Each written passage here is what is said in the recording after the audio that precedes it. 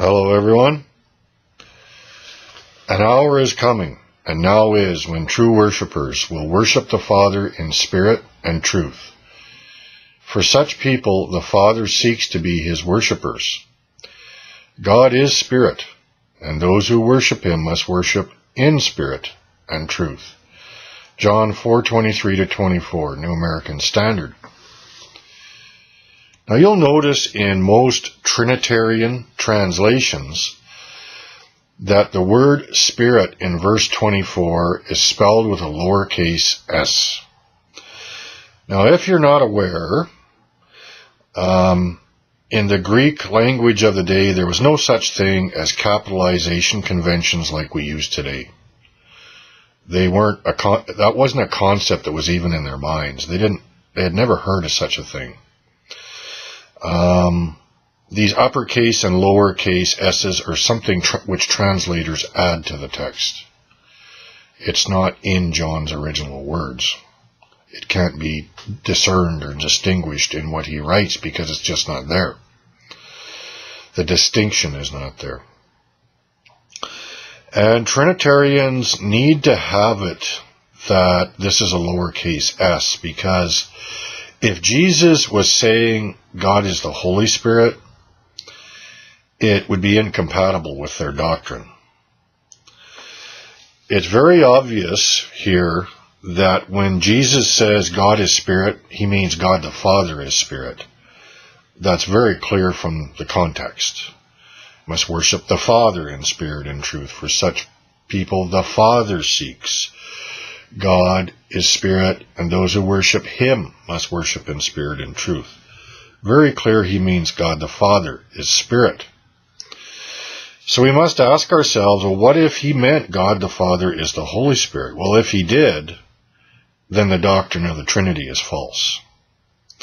And so we must investigate what Jesus meant here.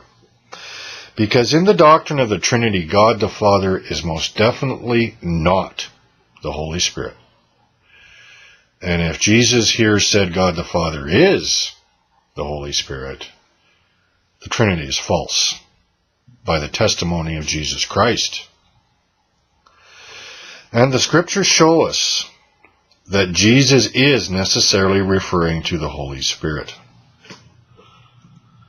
True worshippers worship in spirit and in truth. Very key words in this passage, because in this same gospel, Jesus talks about the same thing a little later on.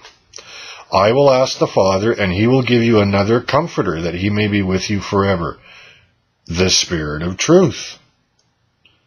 Now think about that carefully in light of what Jesus said at John 4:23-24.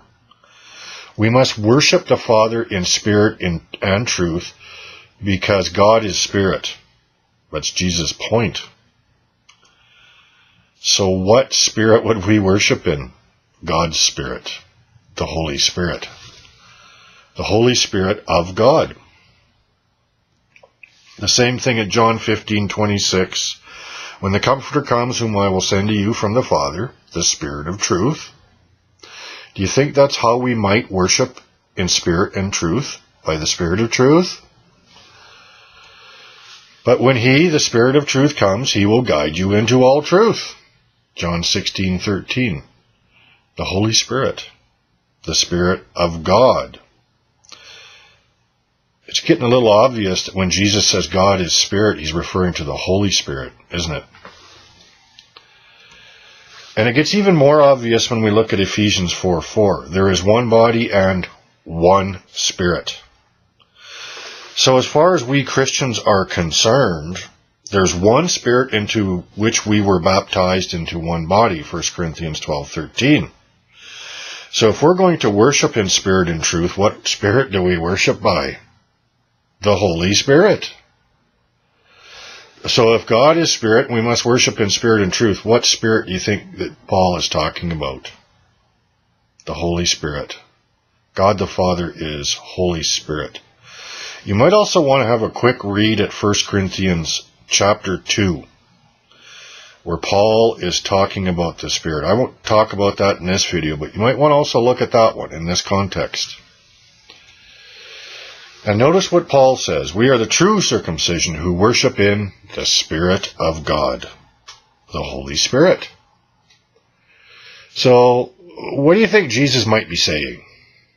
Do you think he might be saying, God is Spirit, Holy Spirit, and if you want to worship God the Father, you must therefore worship him in the Holy Spirit, the Spirit of truth, to worship him in spirit and truth?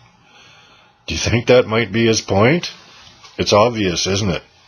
Especially in view of the fact there's only one Spirit as far as we Christians are concerned. We only receive one Spirit. We're baptized in one Spirit. We're led by one Spirit. We're taught by one Spirit.